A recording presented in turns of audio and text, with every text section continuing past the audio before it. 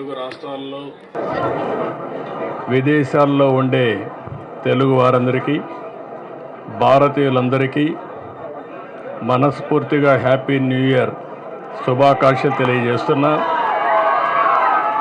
ఈరోజు దుర్గమ్మ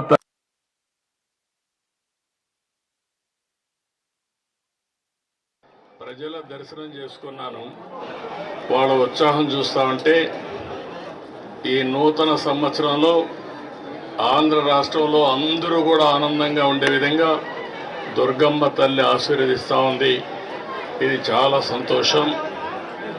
ఇలాంటి కార్యక్రమాలు చూసినప్పుడు ఏదైతే ప్రజలందరూ ఉన్నారో వాళ్ళందరినీ ఆరోగ్యపరంగా, ఆనందంగా, ఆదాయాన్ని పెంచుతూ అందరినీ సుఖ సంతోషాల్లో పెట్టాలనే ఆలోచనతో ముందుకు పోతున్నాం.